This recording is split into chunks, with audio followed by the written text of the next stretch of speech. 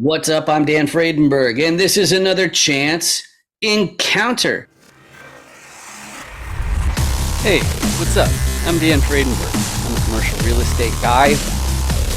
I'm from the internet.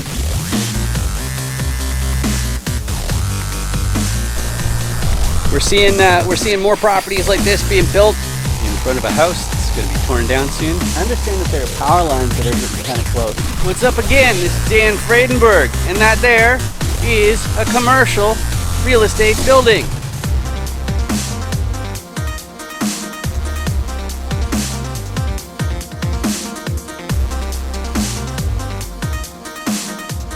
I'm joined today with Fabian, or might be Fabian, probably Fabian Torres. How you doing today, Fabian? Perfect, Dan. That's right. Fabian Torres here. I'm doing great, man. I'm stoked to be here.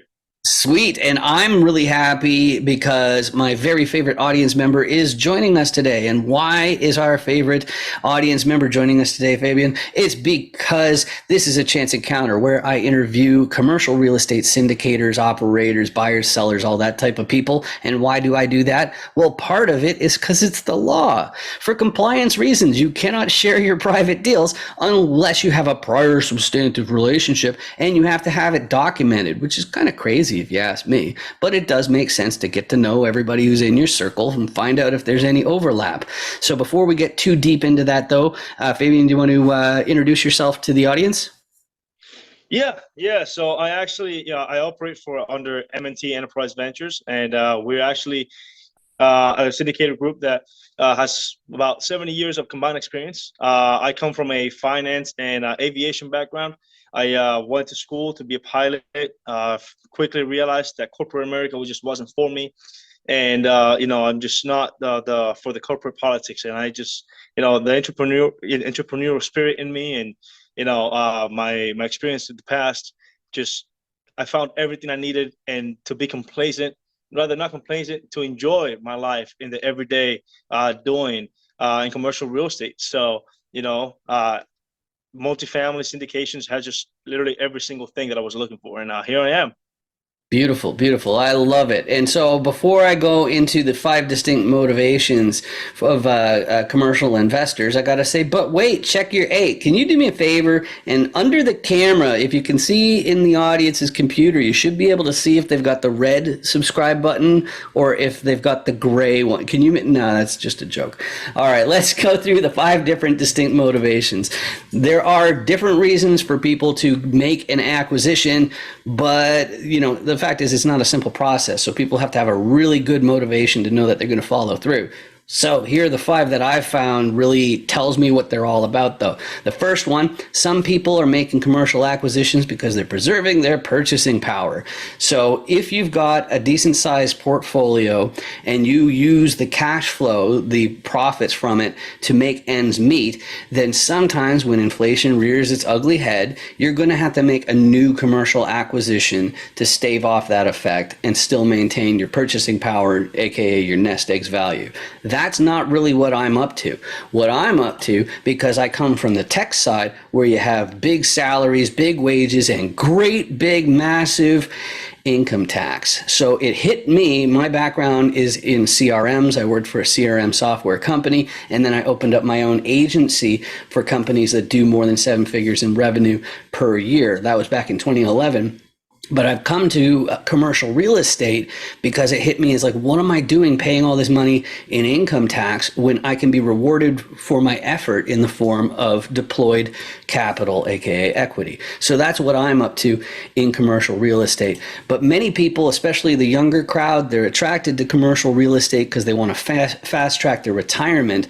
But I found more specifically, the thing that people have in common is wanting to take control of their schedule a lot more. So maybe it means they want to work fewer months per year or fewer weeks per month. But regardless, that is the next motivation, is kind of taking it easy. Whereas the next 2 groups, they're not interested in taking it easy. Like this next group, they're so ambitious, they want to buy their entire hometown. Like my friend Jason Williams in Wichita Falls, Texas, that's what he's up to. He's buying his entire hometown. But really, if you're looking for generational wealth, making sure that your descendants don't have to hold called a day job, then that is part of the generational wealth play. And that's great because they're going to be hustling into their 90s. But the other play that comes out in some people is they've picked a sector of society, or maybe it's the environment or animals or who knows what it is. Maybe they want to send people to space, but they have some sector of society that they want to help. And if you want to make a big impact, you got to have a big financial backing. And that's why they're making commercial acquisitions. So Fabian, as far as you go, which of those five, or what combination of those five did you feel describes you best? Yeah, so definitely the helping people who need it. Since I was young, I've always had a heart, man. I love helping. I love teaching and inspiring people, right? I've always had people under me. That leadership is built within me, and that's that and my future financial freedom for my family and those loved ones, right? I think that's something that we can all resonate with. But yeah, those are my main two reasons, man. There's nothing more that I enjoy than helping people, acquire what they want, and also learn from the process, right? I love it. I love it. So my next question, though, it has to do with, like many people, they come to commercial real estate because they know that there's a lot of money that changes hands, but they need to understand that there's risk involved. So I like to make this kind of fun way of dealing with assessing risk, or the understanding that there's risk involved. So please fill in this blank. There are many popular investment asset classes, but I think blank is too risky. What do you think is too risky? See, if we keep it in the real estate industry, um, it all depends about the deal. But out of any other financial investments, I think the biggest volatility is definitely in the crypto and financial markets. But I monitor that every day.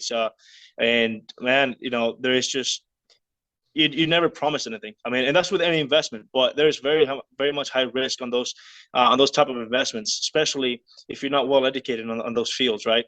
I found that with commercial real estate, there's a lot less risk and more what's called premeditated risk, that pre-analyzed risk, that measured risk, right? And what I've been starting to see is that the Class A assets are definitely turning more heads now because of their stabilization for the upcoming periods, and people are starting to shoot away from the Class C and value add. They're looking for more of a stabilization to offer their investors. Excellent, excellent. I'll get to that part in the buy box, and I'm happy that we're talking about it because one of the main motivations of this show is to make sure that you can effectively communicate on the subject of commercial real estate. And so that means you need to know who everybody is and what everybody does. And so in every single episode of Chance Encounters, I do go through the Dan Does Deals Commercial Competency Cube. Say that 10 times fast, okay? And so I have the 6 different roles in a commercial die, and if you go to dandoesdeals.com, you can get your own copy and print it out. It's completely free. It doesn't even ask you for your email address or any of that ridiculousness. But the reason why I don't even ask for your email address is because I actually do want you to print it out so that you can learn to effectively communicate the different roles in a commercial real estate deal. And I go through every single side with every guest just to make sure that you know how my guest fits into these deals. So first, let's talk about a repositioner. A repositioner is an acquisitions person. So they're looking at a bunch of different properties. They're doing a bunch of paperwork. What's all the paperwork that they're doing? Well, the first thing they're going to do, there's a fancy word for it. It's called underwriting. And what that means is they're doing the math, okay? They're figuring out, first of all, since they're in acquisitions, they're talking to brokers and sellers, and they're saying, hey, is this property even actually making the amount that this person claims it is? You're not going to know unless you get into the underwriting and do that math. So the thing that they're looking for as a repositioner, though, is more upside. How can they make this property make more money than it is right now? And there are 3 main tools in their tool belt to pull that off. First one is talking to the financial institutions, the financiers, the people who only deal with paper and money, and getting more advantageous lending. So if they can pull that off, then they've got some upside. But if we assume that all things are equal, the repositioner is first going to take a look at the operations. Okay, they're going to see how many of those Benjamins are going down the toilet and stop that immediately. But there's more than just unclogging toilets or taking in rents or taking out trash and mowing lawns to operations. Like one of the operations roles that I do with my GB teams is there's an automation side, and then there's also a marketing side, which is that if there's any kind of vacancy issues, you can do good marketing to bring in more tenants. But most of the time, just slicker operations are not going to be enough to find the upside the repositioner needs to go ahead with the deal. So often they're going to need a contractor team to fix the place up or make improvements. We call it a value add. Normal people call it renovating when they're talking about a house. But that contractor team, that's very expensive stuff. So if the repositioner has the same problem that I do, which I don't know if you know this, but I'm from the internet. So that means I need locals, people who can be there in an hour or so, because that's not going to be me. Because even if I really have to get to the property in an hour, I'll still be at the airport. Okay, so you need those boots on the ground to make sure that the contractors aren't cutting corners and they're keeping the dates and all that kind of stuff. And same with the operations, making sure they're on the straight and narrow. And now those are more or less the owners. But when the repositioner turns around to the financier and says, hey, I got this property that I want to pick up, it's tens of millions of dollars. So you don't happen to have, say, tens of millions of dollars you want to lend me, do you?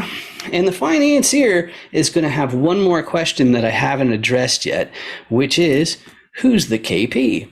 Who's the sponsor? Now, a lot of coaching programs, they kind of gloss over this part.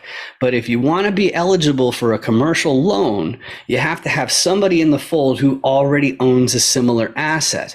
On top of that, you're also going to have a certain amount of liquidity. And then you're also going to need a balance sheet among the owners of at least the amount of the loan. But if you have all those pieces, you got yourself a commercial real estate deal. So Fabian, as far as your core competencies, the roles that you're most likely to bring to your next deal, where are you at? What combination of them?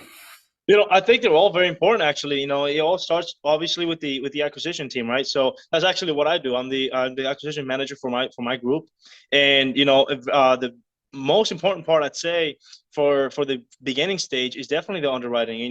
Diving into those numbers right, making sure that you know your market, right? Know what you're getting into before know what kind of waters you're getting into before you start swimming, right?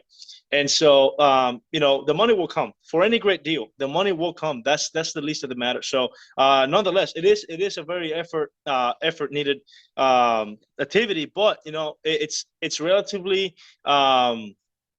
I want to say easy because the deal will attract the investors, right? The right investors for the fit. So, but definitely on the repossession side, when it is important to have those boots on the ground, supervising those contractors, right? And you need to know that the location is right for what the operations or the business plans are going to be for the next 5, 7, 10 years, right? So I think those are all very important points to keep in mind when going into a real estate deal. I love it. I love it. So my next question has to do with the ideal property. And since you're in acquisitions, it seems to me like you'd be most eager for owners of commercial real estate. If they like the cut of your jib, then reach out to you to possibly field an offer in the right areas. But the buy box is the next thing I want to go over, which is when commercial syndicators, investors, operators, and whatnot, when we're speaking to each other and we say, hey, what's your buy box? What's your ideal property? We're really asking about three things. First one's geography. Where is the property? Okay, so that could be which states, that could be which counties, it could be which neighborhood. Okay, that's all going to be absolutely pivotal for something to be considered ideal. Second one's going to be size. Okay, we're talking multifamily, so that's going to be unit count because you're going to have different groups of people doing 5 to 15 units compared to the 500 unit ones. Okay, so that size matters. There are other forms of commercial real estate that use square footage like industrial or warehousing, but that size is what's the next one that's important. But the last one, unfortunately, it's one word that means two things. The word is class. The first definition of the meaning of class is the condition of the building. So how old is it? Is it beat up? Is it up to date? Is it lavish with all sorts of amenities and stuff like that? That's one part of class, and then the second part of class is the neighborhood where the property is located. So what are the school districts like there, and what's the crime rate there? Okay, so they're both the two versions of class. They're also using the same system as grade school, where you get like an A plus or an A or an A minus, B plus, and so on. And so as far as you guys go, if somebody owns a particular property, they're looking to get an offer from somebody like you, what's easier to say yes to and more difficult to say no to? Yeah. So, right now we used to, always look for value adds, and it's the biggest profit maker, right? However, our team has experience in anywhere in those classes, right? So we've done, class Bs all the way up to class As, and right now we're actually moving on to more of the class As for what I said earlier, and those, you'll see those later on in a couple of months. Those cap rates on those assets to start to compress because of the stability that they offer, right?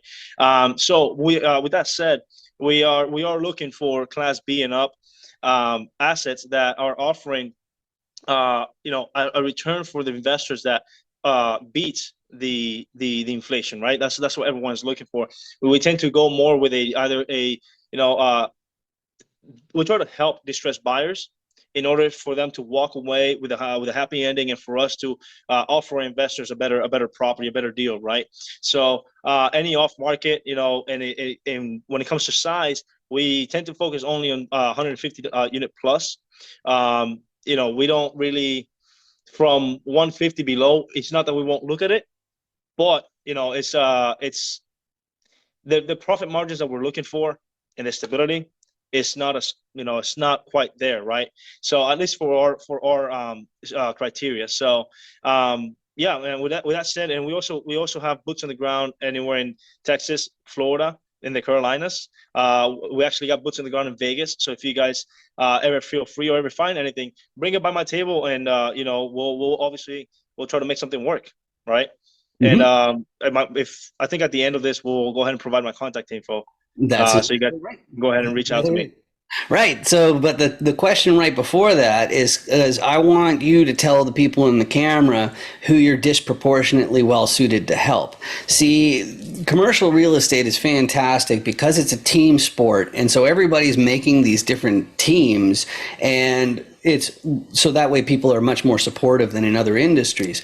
But all the same, because we have our own unique skill sets, we're better suited to help some people more than others. Me personally, it's always the sponsor KPs, because they've already got enough of a foundation where my marketing and automation and CRM related business can actually be way more fuel for the fire, rather than a grunt who's willing to put in 120 hours a week or something like that. So that's who I'm looking for. Fabian, as far as you go though, don't make sure you don't, if you have any 506B raises going on, make sure you don't entice any investors, whatever that means. But who are you best suited to help? You can still say beginners who are looking to get started or something like that. But I think that's about as pushy as you can get if you have a B deal going on. So who are you best suited to help? Yeah. So I'm definitely always welcoming brokers and people and wholesalers, people that got those deals that can bring it to us, right? That deal flow. And if you're an investor, I want to shy away from reaching out. I'm not the person to be talking, but I can definitely redirect you to those individuals, right? I can connect you with the right people. If anyway, and even newbie or beginners, if you need any help or whatnot, reach out to me. I tend to answer questions, right? I mean, that's what I think we're all here to help, right? Help each other. So yeah, don't feel scared to reach out to me. I can obviously I have a good network that I can redirect you to, and see what we can help you all with. All right, excellent. And LinkedIn is a great spot to find me because I got a nice, unique name here. Also, the QR code that goes to the FAQ page of 506 BME. So that's also more ways to reach out to me. But as far as you go, like, is there a social media platform that's the best way to reach you, or website or email or phone, or how should people reach out? Yeah. So LinkedIn, I think, is probably the where the vast majority of real estate investors are. So you can actually find me on LinkedIn under Fabian Torres Tejeda. That's again Fabian Torres Tejeda, and you can actually shoot me an email at Fabian mtenterprise@gmail.com, and we'll definitely get back to you. All right, beautiful. And so the only thing I have left is actually not for you, it's for you in the audience, which is if you are noticing that you are having piercing pains and like migraine-like symptoms, it might be because below my left hand there's a big ugly red subscribe button that you didn't click and turn into a gray one.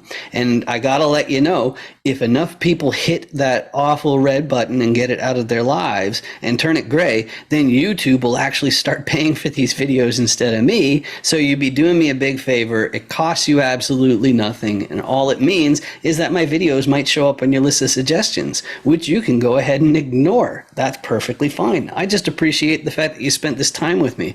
Just like Fabian, I appreciate you spending the time with me. This has been great getting to know you better. Sure thing, sure thing. Thank you for inviting me, man.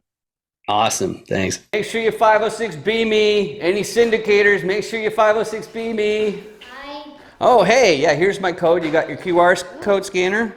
Okay. Yeah. Oh, yeah. Just hold it right in the square there. Okay, cool. And now you hit open in browser. Okay. Okay. Are you already logged into 506B me? Yes. Yeah, okay, cool. Yeah, so there's my video. So now I'm already on your watch list. So when you get back to your hotel, you can find out what my core competencies are and my level of sophistication. Sound good? Yeah. I love your hat. Real estate's a scam. That's really funny. Yeah. Nice meeting you. You too. 506B me, everybody.